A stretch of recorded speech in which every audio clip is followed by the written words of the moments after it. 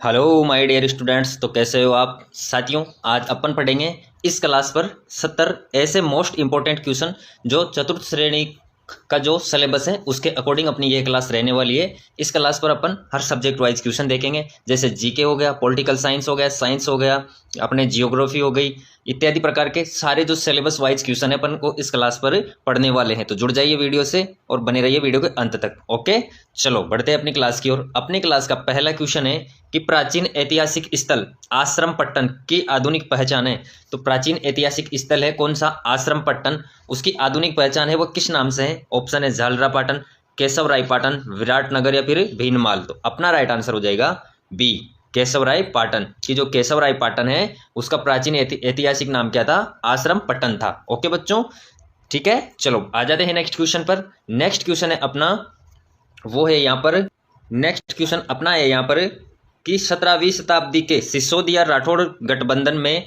मेवाड़ का शासक था। तो साथियों क्वेश्चन ने पूछा है कि 17वीं शताब्दी के जो सिसोदिया राठौड़ गठबंधन था उसमें मेवाड़ का शासक कौन था? तो महाराणा जगत सिंह प्रथम, महाराणा राज सिंह प्रथम, महाराणा अमर सिंह द्वितीय या फिर महाराणा संग्राम सिंह द्वितीय। तो कौन था साथियों?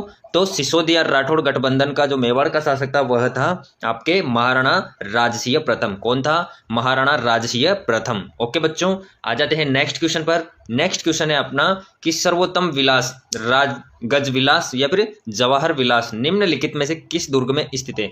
कौन कौन से? एक तो सर्वोत्तम विलास, दूसरा गज विलास और तीसरा जवाहर विलास। यह तीनों है वो किस दुर्ग में स्थित है? ऑप्शन है बाला किला, जालोर दुर्ग, मेहरानगढ़ दुर्ग या फिर सोनारगढ़ दुर्ग। तो अपना राइट आंसर क्या हो जाएगा साथियों? अपना राइट आंसर हो जाएगा डी, सोनारगढ़ दुर्ग में। कि ये जो तीनों विलास है यह स्थित है सोनारगढ़ दुर्ग में। ओके बच्चों, और चैनल से जितने भी विद्यार्थी नए जुड़ रहे हैं कृपया करके चैनल को सब्सक्राइब कर लो ताकि आने वाली क्लासें आपको मिल सके, क्योंकि चतुर्थ श्रेणी की आपको संपूर्ण तैयारी मैं इस चैनल के माध्यम से आपको करवाने वाला हूं। तो जुड़ जाइए फटाफट से। ओके, नेक्स्ट क्वेश्चन है कि साहित्य अकादमी पुरस्कार 2021 राजस्थानी भाषा के लिए किसे दिया गया था? तो बताओ साथियों किसे दिया गया? तो अनुराधा शर्मा, नमिता गोखले, मिटेश निर्मोही या फिर राज राही। तो किसको दिया गया? अपना राइट आंसर हो जाएगा सी, मिटेश निर्मोही को। ओके, नेक्स्ट क्वेश्चन है बच्चों कि विश्व में तीसरे सबसे बड़े क्रिकेट स्टेडियम का शिलान्यास 5 फरवरी 2022 को कहां किया गया? तो बताओ कहां पर किया गया? ऑप्शन है चौप, जयपुर, सांगानेर, जोधपुर, किशनगढ़। अपना करेक्ट आंसर क्या हो जाएगा? ए, जयपुर। चौप जयपुर में 5 फरवरी 2022 को विश्व के तीसरे सबसे बड़े क्रिकेट स्टेडियम का शिलान्यास किया गया था। ओके, चलो नेक्स्ट क्वेश्चन है बच्चों वो है कि जून 2021 में प्रधानमंत्री आवास योजना के तहत राजस्थान के किस जिले में देश में दूसरा स्थान प्राप्त है? तो बताओ जयपुर, डूंगरपुर, अजमेर, जोधपुर। अपना राइट आंसर क्या हो जाएगा? बी, डूंगरपुर। ओके साथियों, क्वेश्चन सारे ही इंपॉर्टेंट है और सब्जेक्ट वाइज आपको यहाँ पर क्लास में क्वेश्चंस देखने को मिलेंगे जो आपके सिलेबस के अकॉर्डिंग यह क्लास रहने वाली है। ऐसी क्लास ही आपको मैं रोजाना एक क्लास मिलती रहेगी। तो साथियों जुड़ जाओ चैनल से। ओके, नेक्स्ट क्वेश्चन है कि राजस्थान में बेटी बचाओ बेटी पढ़ाओ अभियान का ब्रांड एम्बेसडर कौन है?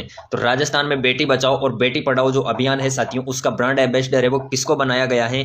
तो सारिका गुप्ता, अवनी लेखरा, मिताली राज या फिर गुलाबो सपेरा। तो किसको बनाया गया है? अपना राइट आंसर हो जाएगा बी, अवनी लेखरा। ओके साथियों, किसको बनाया गया है बेटी बचाओ बेटी पढ़ाओ अभियान का ब्रांड एम्बेसडर? तो वह बनाया गया है अवनी लेखरा को। ठीक है, चलो नेक्स्ट क्वेश्चन है अपना कि विवान कपूर किस खेल से संबंधित है? तो विवान कपूर कौन से खेल से संबंधित है? बॉक्सिंग, राइफल शूटिंग, कबड्डी या फिर खो खो। तो किससे संबंधित है? बी आपका करेक्ट हो जाएगा, राइफल शूटिंग। ओके साथियों, कि विवान कपूर है वो संबंधित है राइफल शूटिंग से। ठीक है, नेक्स्ट क्वेश्चन है अपना कि बतूल बेगम का संबंध राजस्थान की किस गायन परंपरा से है? तो बतूल बेगम है उनका संबंध राजस्थान की किस गायन परंपरा से है? बताओ साथियों फटाफट से कॉमेंट्स बॉक्स में आंसर कर दो कि गंधर्व गान, कव्वाली गायन, मांड गायन या फिर फड़ गायन। तो किससे संबंधित है? बतूल बेगम। तो बतूल बेगम संबंधित है आपके मांड गायन से। किससे संबंधित है? मांड गायन से। याद रखना है साथियों, इंपॉर्टेंस ही बहुत जरूरी है। ओके, चलो नेक्स्ट क्वेश्चन आ जाते हैं कि आयोडीन किससे प्राप्त होता है? तो साथियों चतुर्थ श्रेणी में आपसे साइंस के भी क्वेश्चंस पूछे जाएंगे, तो सिलेबस वाइज आपको यहाँ पर साइंस के भी क्वेश्चंस मैं आपको दे रहा हूं। तो आयोडीन किससे प्राप्त होता है बताओ बच्चों फटाफट से। तो ऑप्शन है स्पाइरोगाइरा से, लेमिनेरिया से या फिर उडोगोनियम से या फिर ग्रेसिलेरिया से। तो किस में पाया जाता है? तो आयोडीन किससे प्राप्त होता है साथियों? बी आपका करेक्ट हो जाएगा, लेमिनेरिया से। किससे प्राप्त होता है आयोडीन? तो आयोडीन प्राप्त होता है साथियों लेमिनेरिया से। किससे प्राप्त होता है? लेमिनेरिया से प्राप्त होता है। ओके, नेक्स्ट क्वेश्चन है कि शैवाल विज्ञान किसका अध्ययन है, यानी कि जो एल्गोलॉजी विज्ञान है वो किसका अध्ययन है साथियों? तो शैवाल विज्ञान किसका अध्ययन है? कवक, शैवाल, जीवाणु, लाइकेन। तो बिल्कुल सिंपल सा है कि शैवाल विज्ञान किससे संबंधित है? तो वह है साथियों शैवाल का विज्ञान है। कि जो शैवाल विज्ञान है वो किसका अध्ययन है? जो शैवाल होता है उसका अध्ययन इसमें किया जाता है। ठीक है, नेक्स्ट क्वेश्चन अपना वो है यहाँ पर कि निम्नलिखित में से कौन सा स्वपोषित है? तो इनमें से कौन सा है जो स्वपोषित है? तो तितली, शैवाल, मशरूम या फिर टिड्डा। तो कौन सा स्वपोषित है? अपना करेक्ट आंसर हो जाएगा बी, शैवाल। जो शैवाल होता है यह स्वपोषित होता है, यानी कि खुद से ही भोजन ग्रहण करता है। ठीक है, चलो नेक्स्ट क्वेश्चन है कि स्व हिसामुद्दीन किस हस्तशिल्प के सिद्ध हस्त कलाकार थे? तो स्व हिसामुद्दीन है वो किस हस्तशिल्प के सिद्ध हस्त कलाकार थे? तो थेवा कला, उस्ता कला, जटपट्टी कला या फिर मीनाकारी। तो किससे के सिद्ध हस्त कलाकार थे? तो हिसामुद्दीन थे, वह थे उस्ता कला के सिद्ध हस्त कलाकार। ओके बच्चों, नेक्स्ट क्वेश्चन है अपना कि विवाह के दूसरे दिन वर पक्ष द्वारा नव दंपति के लिए आशीर्वाद समारोह व प्रतिभोज को क्या कहते हैं? कि जो विवाह का अवसर होता है साथियों उसके दूसरे दिन जो वर पक्ष द्वारा नव दंपति के लिए आशीर्वाद समारोह वो प्रतिभोज का आयोजन रखा जाता है, उसे क्या कहा जाता है? तो कु, बडार, ओलंदी या फिर आणो। तो क्या कहा जाता है उसको? तो बी आपका राइट हो जाएगा, बडार। क्या कहा जाता है? बडार उसको कहा जाता है। ठीक है, नेक्स्ट क्वेश्चन पर बढ़ते हैं अपन। नेक्स्ट क्वेश्चन है आपका यहाँ पर कि मारवाड़ का भूला बिसरा नायक किसे कहा जाता है? तो मारवाड़ का भूला बिसरा नायक किसको कहा जाता है? बताओ साथियों किसको कहा जाता है? तो मारवाड़ का भूला बिसरा नायक कहा जाता है साथियों, वह कहा जाता है आपके राव चंद्रसेन को। किसको कहा जाता है? राव चंद्रसेन को मारवाड़ का भूला बिसरा नायक कहा जाता है। ओके, चलो नेक्स्ट क्वेश्चन है अपना कि बेराट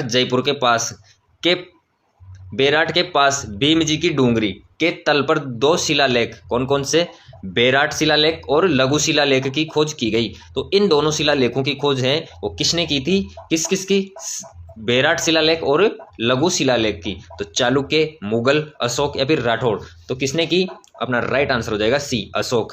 की जो बेराट शिलालेख और लघु शिलालेख है इसकी खोज की गई वो की थी अशोक ने। कहां पर? बेराट के पास भीम जी की डोंगरी के तल पर। ठीक है, इंपॉर्टेंट क्वेश्चन है साथियों, रट लो क्वेश्चन को। अपना लक्ष्य है याद रखना क्वेश्चन को, साम दाम दंड भेद चाहे कोई सी भी नीति लगानी पड़े, अपना लक्ष्य है वो है क्वेश्चन को याद रखना। एग्जामिन हॉल पर जैसे ही क्वेश्चन देखो अपनों को दिमाग में करेक्ट आंसर आ जाना चाहिए।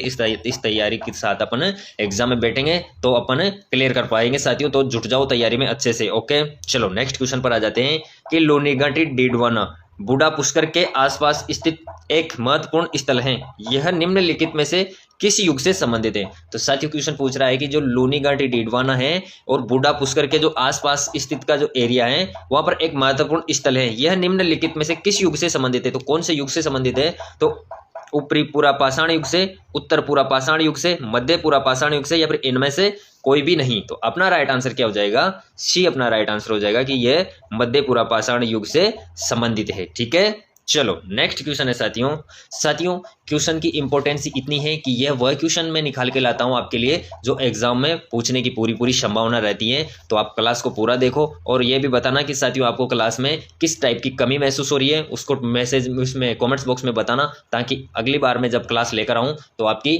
समस्या का ध्यान रख पाऊं। ओके, चलो नेक्स्ट क्वेश्चन है कि निम्नलिखित में से कौन सिसोदिया वंश के पूर्वज बने थे? तो निम्नलिखित में से कौन है जो सिसोदिया वंश के पूर्वज थे? तो राणा उदयसिंह प्रथम, राणा प्रताप, राणा कुंभा या फिर राणा हम्मीर। अपना राइट आंसर क्या हो जाएगा यहाँ पर? डी, राणा हम्मीर। की निम्नलिखित में से सिसोदिया वंश के जो पूर्वज बने थे वो थे राणा हम्मीर। कौन थे? राणा हम्मीर थे साथियों। नेक्स्ट क्वेश्चन है कि भारत की संविधान के अंतर्गत संघ और राज्यों के बीच शक्तियों का विभाजन किसी प्रेरणा पर आधारित है? तो कौन सी प्रेरणा पर आधारित है? बहुत अच्छा क्वेश्चन है क्योंकि पॉलिटिकल साइंस से भी आपके क्वेश्चन पूछे जाएंगे चतुर्थ श्रेणी में। तो सिलेबस वाइज आपको क्वेश्चन मिल रहे हैं कि भारत की संविधान के अंतर्गत संघ और राज्य के बीच की जो शक्तियों का विभाजन है वह किस प्रेरणा पर आधारित है? तो अमेरिका, कनाडा, स्विट्जरलैंड या पूर्व सोवियत संघ। तो विभाजन की जो प्रेरणा है वो किससे आधारित है? अपना राइट आंसर हो जाएगा बी, कनाडा से। किससे संबंधित है? वो है कनाडा से। ओके, चलो आ जाते हैं नेक्स्ट क्वेश्चन पर। अपना नेक्स्ट क्वेश्चन है कि भारतीय संविधान की संशोधन प्रक्रिया किस देश के संविधान से प्रभावित है?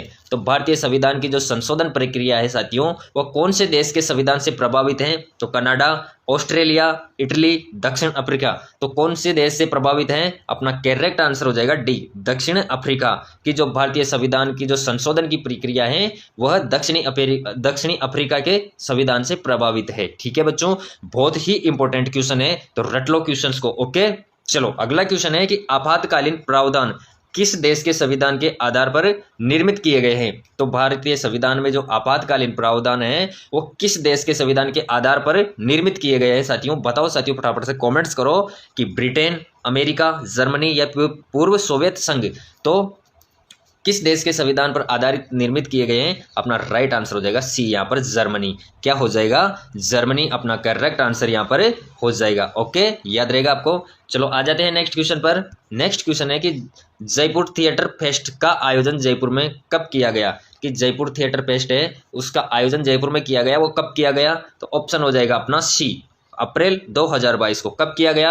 अप्रैल 2022 को जयपुर थिएटर फेस्ट का आयोजन जयपुर में किया गया था साथियों, अप्रैल 2022 को किया गया था।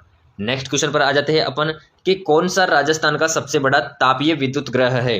तो बताओ साथियों कि कौन सा है जो राजस्थान का सबसे बड़ा तापीय विद्युत ग्रह है? तो सूरतगढ़ थर्मल, कोटा थर्मल, गिरल थर्मल या फिर बरसियासर थर्मल। तो कौन सा है? तो वह है सूरतगढ़ थर्मल की जो सूरतगढ़ थर्मल है साथियों, वह राजस्थान का सबसे बड़ा तापीय विद्युत ग्रह है। ओके, चलो नेक्स्ट क्वेश्चन है अपना कि कौन सा युग्म सही सुमेलित नहीं है?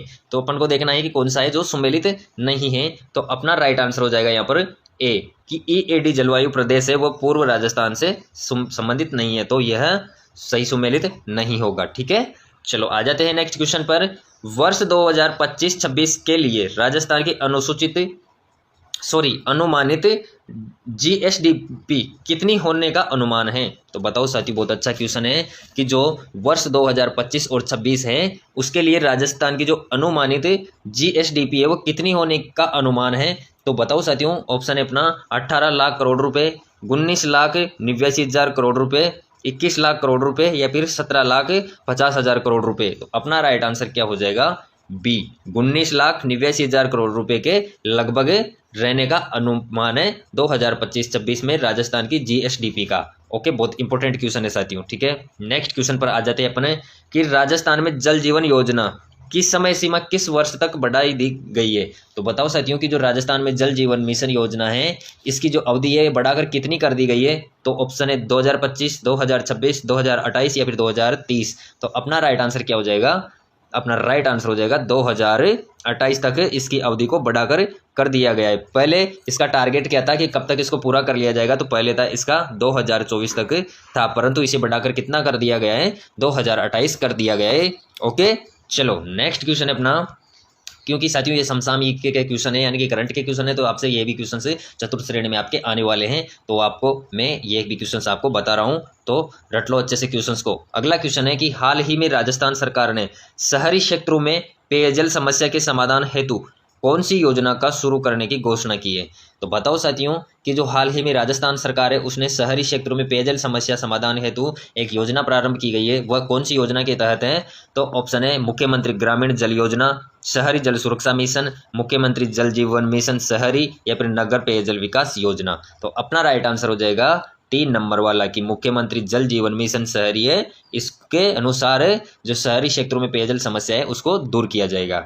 ओके साथियों, चलो नेक्स्ट क्वेश्चन है अपना कि दिवेर की लड़ाई के किस किस के बीच लड़ी गई? तो जो दिवेर की लड़ाई है वो किस किस के बीच में लड़ी गई थी? तो अमर सिंह प्रथम और जहांगीर के बीच, या फिर जय सिंह और औरंगजेब के बीच, या फिर राणा प्रताप और अकबर के बीच, या फिर उदय सिंह द्वितीय और अकबर के बीच। तो किन के बीच लड़ी गई दिवेर की लड़ाई? तो वह लड़ी गई सी, अपना राइट आंसर हो जाएगा राणा प्रताप और अकबर, इन दोनों के मध्य दिवेर का युद्ध हुआ था, राणा प्रताप और अकबर के। ठीक है साथियों आपसे बार बार यही कहना है कि चैनल को सब्सक्राइब कर लो ताकि आने वाली क्लास आपको मिल सके, आपको फायदा मिल सके, और साथियों अपने दोस्तों को भी शेयर कर देना ताकि सभी इस क्लास का फ़ायदा ले सके। ये ऐसी क्लास आपको बहुत कम देखने को मिलेगी जो सब्जेक्ट वाइज और सिलेबस वाइज सारे क्वेश्चंस एक ही वीडियो में आपको देखने को मिल जाए, और डेली मैं आपके लिए ऐसी क्लास लेके आता रहूँगा। ओके, चलो नेक्स्ट क्वेश्चन है कि सवाई माधोपुर के शिवाड़ गांव में स्थित घुश्मेश्वर मंदिर भगवान शिव का ज्योतिर्लिंग है। तो कौन सा ज्योतिर्लिंग है?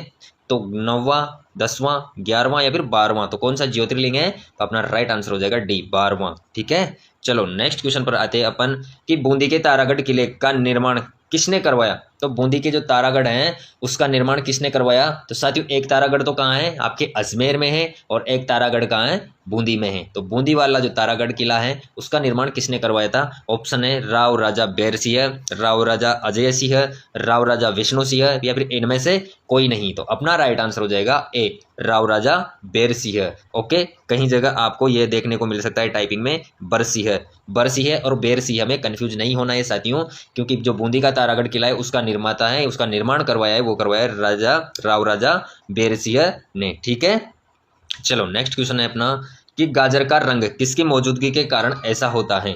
तो जो गाजर का रंग होता है वो किसकी मौजूदगी के कारण ऐसा होता है, यानी कि जो गाजर का लाल लाल पिंक टाइप का कलर होता है वो किसकी वजह से होता है? तो क्लोरोफिल की वजह से, क्लोरोफिल की वजह से, फाइकोसाइनिन की वजह से, या फिर फाइको इरिथ्रिन लूसेंट मास की वजह से, शाम की वजह से, या फिर कैरोटीन की वजह से? तो किसकी वजह से होता है? तो गाजर का रंग होता है वह कैरोटीन की मौजूदगी की वजह से होता है। ठीक है साथियों, चलो नेक्स्ट क्वेश्चन है कि पपीते में पीले रंग का कारण है। तो पपीते का रंग पीला ही होता है, इसका जो मुख्य कारण है वो क्या है? तो पपीते में पीले रंग होने का कारण है तो वो है, ऑप्शन देखते हैं, पोपेन, लाइकोपिन, केरिका जेंथिन, या फिर कैरोटीन? तो अपना राइट आंसर हो जाएगा सी, केरिका जेंथिन। की जो केरिका जेंथिन है उसकी वजह से पपीते में पीला रंग पाया जाता है। ठीक है, नेक्स्ट क्वेश्चन है कि मिर्च की तीक्ष्णता का कारण है, कि जो मिर्च होती है उसके तीखापन होता है उसका मुख्य कारण क्या है? कि मिर्च की तीक्ष्णता का कारण है वो क्या है? ऑप्शन हमें अपन देखते हैं,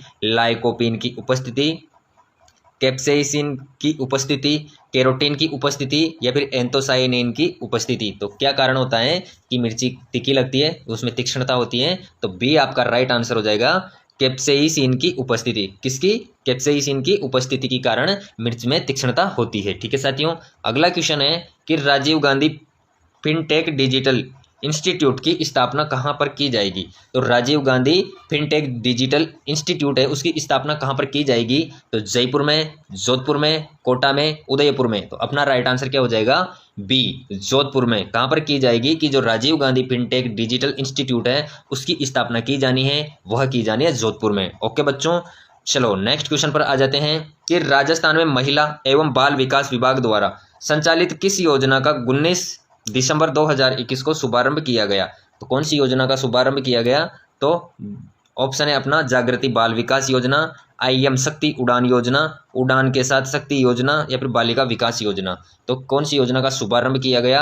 अपना राइट आंसर हो जाएगा बी, IM शक्ति उड़ान योजना का। ओके साथियों, नेक्स्ट क्वेश्चन अपना कि महाराणा प्रताप ने अपनी नवीन राजधानी चावंड में कब स्थापित की? तो महाराणा प्रताप ने जो अपनी नवीन राजधानी स्थापित की थी चावंड में, वह कब की गई? तो 1576 ईस्वी, 1582 ईस्वी, 1585 ईस्वी, या फिर 1594 ईस्वी? तो कब की गई थी? तो महाराणा प्रताप ने अपनी राजधानी चावंड में स्थापित की थी, वह की थी 1585 में। कब की थी?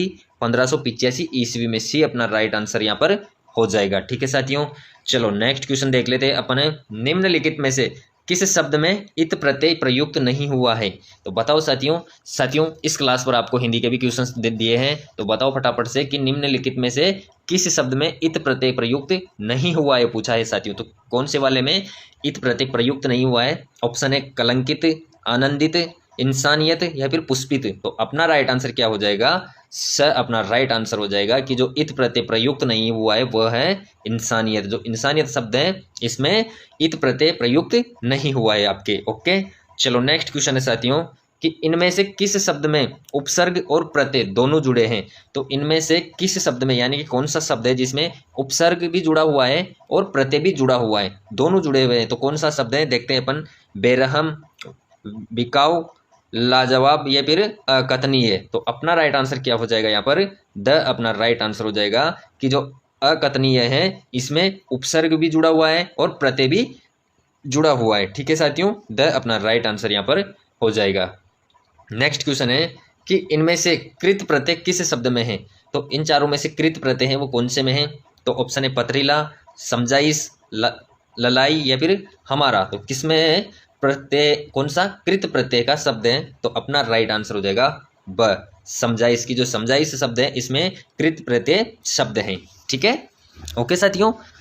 चलो नेक्स्ट क्वेश्चन अपना वह है यहाँ पर कि जनगणना 2011 के अनुसार राजस्थान में 0 से 6 आयु वर्ग के न्यूनतम लिंगानुपात किस जिले में था। तो बताओ साथियों कि जो वर्ष 2011 की जनगणना हुई उसके अनुसार राजस्थान में 0 से 6 वर्ष की जो आयु वर्ग है उसमें न्यूनतम लिंगानुपात रहा वो कौन से जिले का रहा। तो झुंझुनू, धौलपुर, गंगानगर, दौसा। तो कौन से जिले का रहा। अपना राइट आंसर हो जाएगा ए, झुंझुनू जिले का। कि जो 0 से 6 वर्ष की आयु वर्ग है उसका न्यूनतम लिंगानुपात रहा वह रहा झुंझुनू जिले का।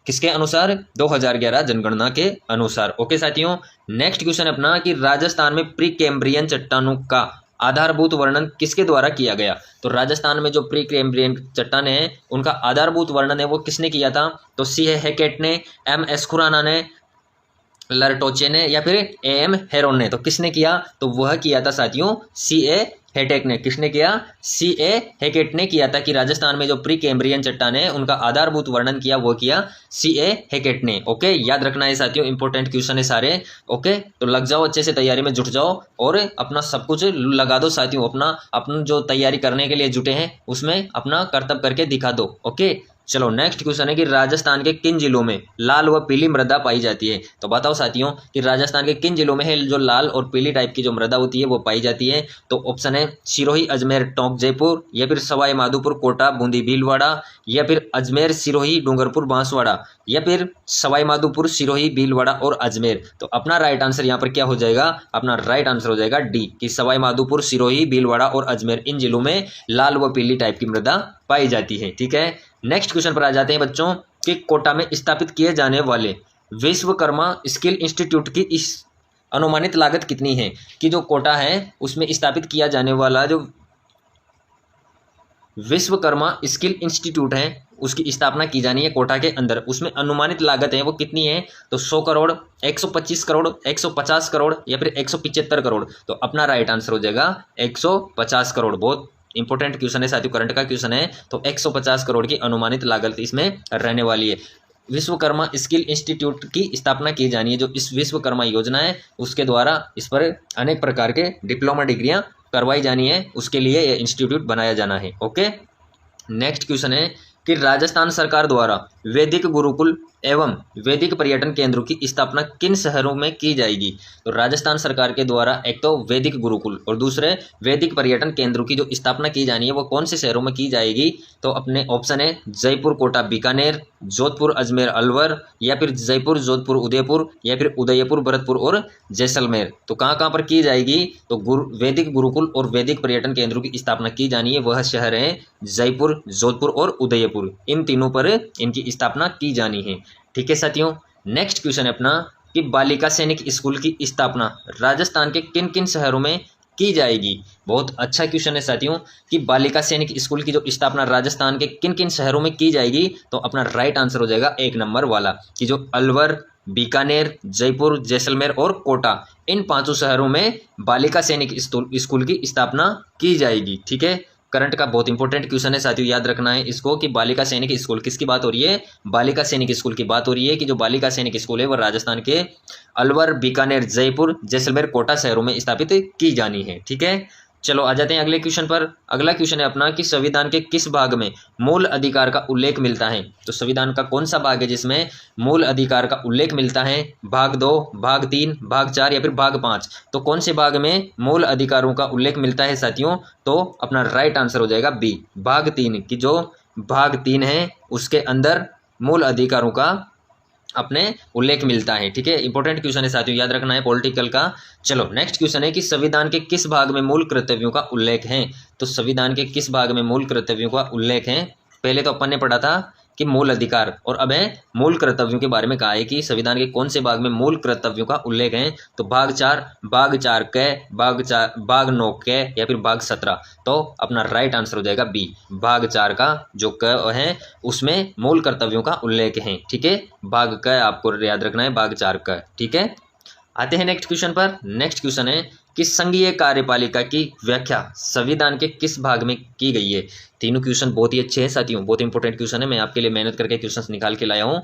ओके, और चैनल को तो सब्सक्राइब आप कर ही लोगे क्योंकि समझदार आदमी हो आप। ओके, चलो नेक्स्ट क्वेश्चन है कि संघीय कार्यपालिका की व्याख्या संविधान के किस भाग में की गई है। तो भाग 2, भाग 3, भाग 4 या फिर भाग 5। अपना राइट आंसर हो जाएगा डी, भाग 5 की जो भाग 5 है संविधान का, उसके अंदर संघीय कार्यपालिका की व्याख्या का जो है वो संविधान के भाग 5 में है। ठीक है, चलो नेक्स्ट क्वेश्चन है साथियों, वो है कि निम्नलिखित में से कौन सा युग्म यानी कि मुद्रा रियासत सुमेलित नहीं है। तो कौन सी मुद्रा कौन सी रियासत की थी ये दिए हुए हैं, परंतु एक है वो असंगत है। तो अपना राइट आंसर कौन सा हो जाएगा देखते हैं। तो अकेशाही जैसलमेर, झाड़शाही जयपुर, विजयशाही बीकानेर या फिर गजशाही जोधपुर। तो अपना राइट आंसर कौन सा हो जाएगा कि जो सुमेलित नहीं है वो देखना है। तो सी आपका आंसर हो जाएगा कि विजयशाही बीकानेर का नहीं है। ओके साथियों, चलो बढ़ते हैं आगे। अगला क्वेश्चन है कि रामस्नेही संप्रदाय, जो रामस्नेही संप्रदाय की रेण शाखा है के प्रवर्तक थे। तो रामस्नेही संप्रदाय की जो रेण शाखा है उसके प्रवर्तक कौन थे। संत रामचरण जी, संत दरियाऊ जी, संत हरिरामदास जी या फिर संत हरिदास जी। तो अपना राइट आंसर क्या हो जाएगा, संत दरियाऊ जी, भी आपका राइट आंसर यहाँ पर हो जाएगा। ठीक है साथियों, नेक्स्ट क्वेश्चन है कि लोक कला मंदिर कहाँ स्थित है। कौन सा मंदिर, लोक कला मंदिर, वह कहाँ पर स्थित है। ऑप्शन है उदयपुर, जयपुर, बीकानेर, जोधपुर। तो अपना राइट आंसर हो जाएगा ए, उदयपुर। ठीक है, कि लोक कला मंदिर स्थित है वो है उदयपुर में। ठीक है साथियों, आ जाते हैं नेक्स्ट क्वेश्चन पर। नेक्स्ट क्वेश्चन है कि किस विद्वान ने अपनी पुस्तक राजपूत पेंटिंग्स में राजस्थानी चित्र शैलियों का वैज्ञानिक विभाजन किया। तो जो साइंटिफिक डिवाइडेशन है वो कौन से विद्वान ने अपनी पुस्तक में किया, और पुस्तक है राजपूत पेंटिंग। तो किस विद्वान ने अपनी पुस्तक राजपूत पेंटिंग्स में राजस्थानी चित्र शैलियों का वैज्ञानिक विभाजन किया। ऑप्शन है डॉक्टर श्रीधर अंधारे, आनंद कुमार स्वामी, डॉक्टर फैयाजे अली या फिर एरिक डिकिंसन। तो अपना राइट आंसर क्या हो जाएगा, बी, आनंद कुमार स्वामी ने। कि जो आनंद कुमार स्वामी था उन्होंने राजपूत पेंटिंग्स में राजस्थानी चित्र शैलियों का वैज्ञानिक विभाजन किया था। तो आनंद कुमार स्वामी अपना राइट आंसर हो जाएगा। ओके, नेक्स्ट क्वेश्चन है कि निम्नलिखित में से कौन सा युग्म पुस्तक लेखक असंगत हैं। तो देखते हैं, देश दर्पण शंकरदान सामीर, सूरज प्रकाश कर्णिदान, कीर्तान बावनी कवि ईश्वरदास, रघुनाथ रूपक, मच्छाराम सेवक। तो अपना राइट आंसर क्या हो जाएगा, सी, की असंगत है वो है सी, की कीर्तान बावनी कवि ईश्वरदास, यह असंगत है। ठीक है साथियों, चलो नेक्स्ट क्वेश्चन है अपना कि निम्नलिखित युग्मों में से कौन सा युग्म पूरा स्थल संबंधित जिला सुमेलित नहीं है। तो कौन सा पूरा स्थल जिला सुमेलित नहीं है, तो देखते हैं। तो सोनारी झुंझुनू, तो यह तो बिल्कुल सुमेलित है साथियों। गीलोंड राजसमंद, यह भी बिल्कुल सुमेलित है। ओजियाना चित्तौड़गढ़ साथियों यह असंगत है। जोधपुरा जयपुर, तो यह भी जोधपुरा जयपुर भी बिल्कुल राइट है। तो सी आपका राइट आंसर हो जाएगा कि सी वाला सुमेलित नहीं है। ठीक है, चलो अगला क्वेश्चन है वो है कि भारत में कलेक्टर का पद औपनिवेशिक शासन ने उधार लिया था। तो बताओ साथियों कि जो भारत में कलेक्टर का पद है वह औपनिवेशिक शासन से उधार लिया था। तो कहाँ से लिया था, इंग्लैंड से, आयरलैंड से, ऑस्ट्रेलिया से या फिर फ्रांस से। तो कहाँ से लिया था, अपना राइट आंसर हो जाएगा साथियों बी, आयरलैंड से। कि जो भारत में कलेक्टर का पद है वह औपनिवेशिक शासन ने उधार लिया था, वह लिया था आयरलैंड से। किससे लिया था, आयरलैंड से। याद रखना है साथियों, इंपॉर्टेंट क्वेश्चन है। ओके, नेक्स्ट क्वेश्चन है कि भारतीय संविधान में मौलिक अधिकारों का उल्लेख करते हुए निम्नलिखित में से किस देश का अनुसरण किया गया है। कि जो भारतीय संविधान में जो मौलिक अधिकार हैं उनका उल्लेख करते हुए निम्नलिखित में से किस देश का अनुसरण किया गया है। तो बताओ साथियों, कमेंट्स बॉक्स में आंसर करो फटाफट से। तो बताओ, ब्रिटेन, अमेरिका, ऑस्ट्रेलिया या फिर स्विट्जरलैंड। तो अपना राइट आंसर हो जाएगा बी, अमेरिका। की जो भारतीय संविधान में मौलिक अधिकारों का उल्लेख करते हुए अमेरिका देश का अनुसरण किया गया है। अगला क्वेश्चन है बच्चों अपना, वह है यहाँ पर कि भारत की संसदीय प्रणाली प्रभावित है। तो भारतीय संसद की जो संसदीय प्रणाली है वह किस देश की संसदीय प्रणाली से प्रभावित है। तो इंग्लैंड से, यूएसए से या फिर जर्मनी से या फिर आयरलैंड से। तो भारत की जो संसदीय प्रणाली प्रभावित है वह है इंग्लैंड से। किससे, इंग्लैंड से। ओके, चलो नेक्स्ट क्वेश्चन है साथियों, वह है अपना कि हवेली चित्रकला किस शताब्दी की देन है। तो जो हवेली चित्रकला है वो किस शताब्दी की देन है साथियों। तो 17वीं शताब्दी, 20वीं शताब्दी, 18वीं शताब्दी या फिर 19वीं शताब्दी। तो अपना राइट आंसर क्या हो जाएगा, डी अपना राइट आंसर हो जाएगा 19वीं शताब्दी की जो हवेली चित्रकला वो है 19वीं शताब्दी की देन है। ठीक है साथियों, अगला क्वेश्चन देख लेते हैं अपन कि राजस्थान की प्रसिद्ध लोक कला बेवाण है। तो राजस्थान की जो प्रसिद्ध लोक कला है बेवाण, वह क्या है? तो अपना राइट आंसर क्या होगा यहाँ पर? अपना राइट आंसर देखते हैं साथियों। खादी के कपड़े पर लोक देवता के जीवन को चित्रों के माध्यम से प्रस्तुत करना, या फिर लकड़ी से निर्मित सिंहासन जिस पर ठाकुर जी की मूर्तियों को श्रृंगारित करके बैठाया जाता है, या फिर लकड़ी से निर्मित जलवारनुमा आकृति जिसका उपयोग रामलीला नाटक में किया जाता है, या फिर डी ऑप्शन है कपाटू युक्त लकड़ी से निर्मित मंदिर नुमा आकृति। तो अपना राइट आंसर क्या हो जाएगा साथियों? यहाँ पर अपना राइट आंसर हो जाएगा बी, कि जो राजस्थान की प्रसिद्ध लोक कला है बेवाण, वह है साथियों लकड़ी से निर्मित सिंहासन जिस पर ठाकुर जी की मूर्ति को श्रृंगारित करके बैठाया जाता है। ओके, और नगर विहार करवाया जाता है, उसको बेवाण कहते हैं। ठीक है, चलो नेक्स्ट क्वेश्चन है साथियों अपना, वो है यहाँ पर कि दामना आभूषण स्त्रियां शरीर के किस भाग में पहनती है? तो जो दामना ऑर्नामेंट होता है वो लेडीज अपने कौन से बॉडी पार्ट में धारण करती है या फिर पहनती है? तो दामना आभूषण स्त्रियां पहनती है वह भाग है साथियों अंगुली। कौन सा? अंगुली। ए अपना राइट आंसर हो जाएगा साथियों, कि जो अंगुली होती है उसमें दामना आभूषण पहना जाता है। ठीक है साथियों, इसी के साथ अपनी क्लास यहाँ पर समाप्त होती है साथियों। और जितने भी विद्यार्थी चैनल से नए जुड़े हैं, चैनल को सब्सक्राइब कर लो ताकि आने वाली हर क्लास आपको मिल सके। ओके साथियों, धन्यवाद।